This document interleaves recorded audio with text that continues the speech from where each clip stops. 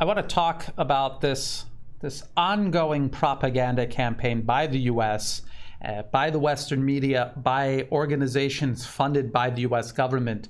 This propaganda campaign that insists that China is carrying out some kind of genocide in its western region of Xinjiang. And I want to show you this tweet because this tweet, when you start doing a little bit of digging, it just exposes this entire game, just how ruthless, deliberate this lie is. I want to show you this. So this is Bonnie Glaser, and she says, Qin Gang admits that CCP not only seeks to control citizens' actions and speech, but also their thoughts.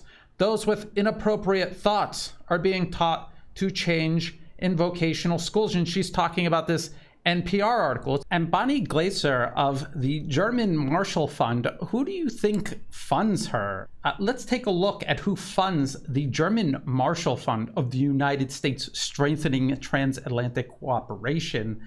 It's open society foundations created by convicted financial criminal George Soros. It's big banks. It's big oil. BP right there. There's also Exxon, and it's also funded by big defense, Airbus, Lockheed Martin, Boeing Company, and Raytheon. There's also the US State Department. NATO funds it. This is why Bonnie Glaser is upset about China giving extremists a second chance at life, rather than helping arms manufacturers make trillions of dollars solving terrorism the American way. Bonnie Glaser is talking about this NPR interview. This is Chinese Ambassador Qin Gang, the ambassador to the United States, and he did an interview with NPR. And I want to show you how badly the words he said were misrepresented by NPR. They're talking about the boycott, the diplomatic boycott by the US, which is not even happening. The US is sending diplomats, and only a handful of countries followed suit. And we're talking about the UK and Canada and other lapdogs of US imperialism. The same countries that are actually involved in real atrocities, real crimes against humanity. They're piling on to this diplomatic boycott that's not even actually taking place. That's another story. And he says here, the US announced the boycott in protest to what it terms the ongoing genocide of Uyghurs, a mostly Muslim minority in Western China. Qin rejected such accusations as fabrications, lies, and disinformation, which they are 100% fabrications, lies, and disinformation. This is irrefutable. They have not produced any evidence of this. After years of accusing China of this, there's not a single shred of evidence of this. And they're claiming that it is a genocide. So this is a genocide that they have claimed has been going on for years, and not a shred of evidence. And so here, he nonetheless asserted that some Uyghurs were terrorists. There was a serious terrorist problem in Xinjiang, not just in Xinjiang, but it began spreading across China, and then it began spreading across Asia, and then eventually it began spreading all the way to the Middle East. And I'm going to show you that right now. And this is the Western media, not a Chinese ambassador saying this, the Western media saying this. Again, this is the BBC from 2014. Why is there tension between China and the Uyghurs? And we would just come down here, and they're going to give you a long list of horrific terrorist attacks, large-scale ethnic rioting in the regional capital, Urumqi. Some 200 people were killed in the unrest. 6 Uyghurs reportedly tried to hijack a plane from Hotan to Urumqi. 27 people died in Shanshan County. At least 31 people were killed and more than 90 suffered injuries in May 2014 when 2 cars crashed through an Urumqi market and explosives were tossed into the crowd. China called it a violent terrorist incident. I like how they put that in quotation marks, as if that's questionable. There is CCTV footage of most of these attacks. It is horrific. I'm not going to show it here, but if you look on the internet, you can find it. So this isn't something China claimed without evidence, like the US is claiming in regards to genocide. This is something they actually have video footage of horrific terrorism being carried out in Xinjiang. And then eventually outside of Xinjiang. Some violence has also spilled out of Xinjiang. A March stabbing spree in Kunming in Yunnan province that killed 29 people was blamed on Xinjiang separatists, as was an October 2013 incident where a car plowed into a crowd and burst into flames in Beijing's Tiananmen Square. This campaign of terrorism stretching over several years, all across Xinjiang and then even outside of Xinjiang. And then a year after this article came out on the BBC, there was a bombing in downtown Bangkok, Thailand, killing 20. This was done by Uyghur separatists. And of course, there's articles like this from AP, exclusive. Uyghurs fighting in Syria take aim at China. And they're talking about thousands of Uyghurs traveling to Syria to fight alongside ISIS and Al-Qaeda, and how they aspire to return to China and carry out violence there. So this is not something China is imagining. This is something even the Western media used to report on. And now, because it's politically inconvenient, they're pretending like this is something that exists in the imagination of the Chinese government. The destination for them is prison, he said, while asserting that others had inappropriate thoughts that they were being taught to change in vocational schools. This is why I will never do interviews with the Western media. They will talk to you for 2 hours, and then they will take little snippets of what you said and twist it to support their narrative. So they already know the article that they're going to write. They just need some quotes from you so that they can twist it to support their predetermined narrative, which has nothing to do with journalism. Let me show you the actual full conversation between this ambassador and this NPR journalist.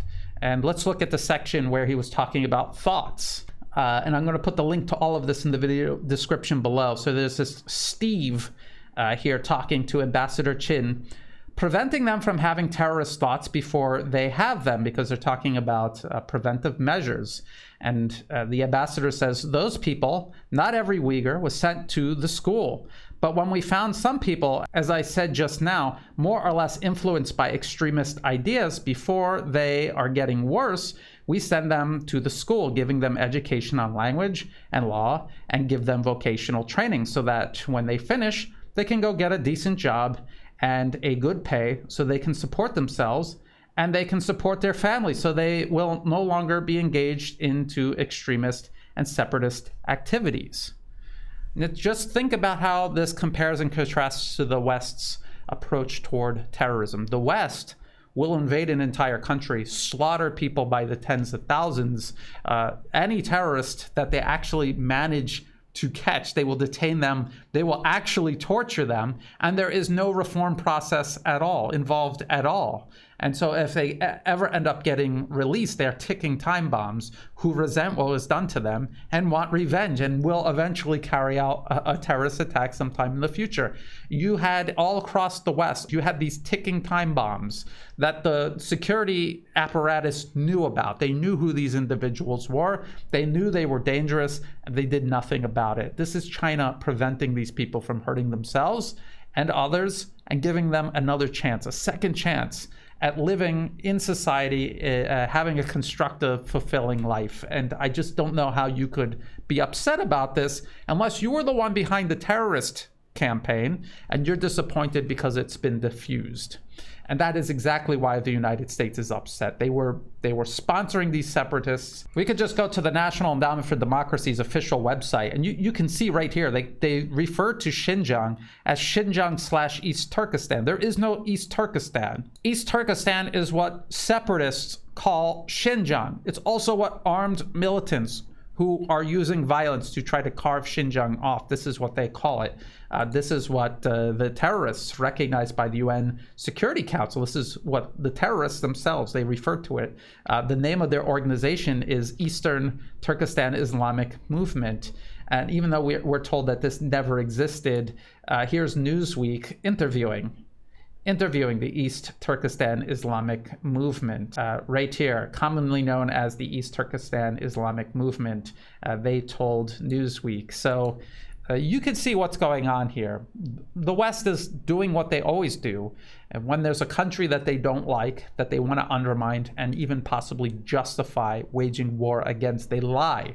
They tell these lies, and what they're actually doing is setting the stage for an actual atrocity to take place, an actual crime against humanity to take place. Some people will argue that crimes against humanity are already taking place because of the West's crusade against China over Xinjiang.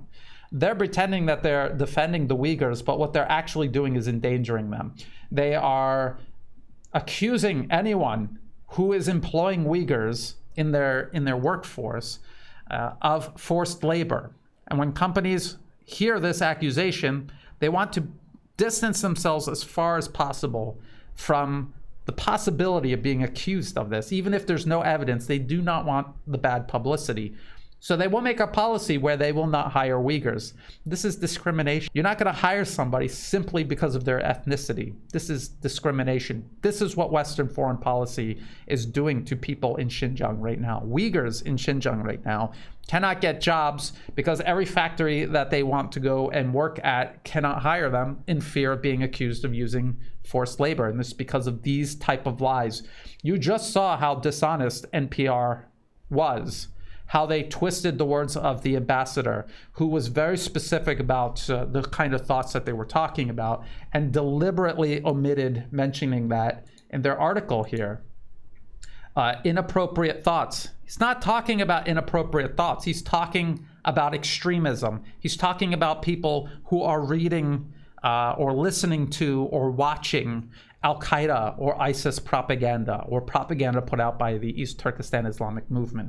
NPR is being extremely dishonest, and deliberately so. They heard what the ambassador said. They knew full well what he was trying to explain to them, and they edited his words out so that only NPR and the Western media's narrative of China carrying out these abuses filtered through. And if they told the whole truth and did not misrepresent the ambassador's words, then people reading that article would say, hey, wait a minute, if these people are extremists, isn't it better to try to reform them before they kill people and end up in jail for the rest of their lives or even end up dead? Wouldn't it be better if you could find these people and rehabilitate them? It's like someone with a mental illness. You cannot ask someone with a mental illness, hey, do you want to go to the hospital and get help? You just need to go and get them help. Give them the best chance at living a normal life. This is what China did in Xinjiang. And the Western media and Western governments pretending as if this was some kind of atrocity after what the West has done all across the Middle East, North Africa, and Central Asia. And this is not whataboutism. The US mass murdered people in one country after the other after the other. They destroyed entire countries. China didn't do this. It's not whataboutism to say the US did it and China did not do it. What China is doing is something completely different that you have to lie about to make it sound like it's sinister, to make it sound like it's an atrocity like what the US actually did in reality. If you thought this video was useful, please like and share it. Think about subscribing to my channel. It's free to do, and it helps the channel grow. I have a website, newatlas.report. You can find and follow all of my work there. There are no ads. There is no paywall. So please do bookmark it and share it with others. I'm on social media for the time being. I'm on Twitter at Brian_Berletic. I'm also on Weibo, which is Chinese social media. And you can find the links to all of this in the video description below. Also in the video description below, you'll find the links to all of the stories that I mentioned in this video. I also have ways you can help support my work. Now, PayPal is making it so anyone based in Thailand, come February, they will not be able to receive money donations through PayPal. So I have set up a Buy Me a Coffee account. You can do one-time donations. You can also do monthly memberships through Buy Me a Coffee. You could also do monthly memberships through Patreon, which I also have. And to everyone who has been helping me, either month to month or one-time donations or just sending news tips or kind comments or helping share my work with others, I greatly appreciate this. I could not do this without that help. So thank you. And as always, thank you for watching.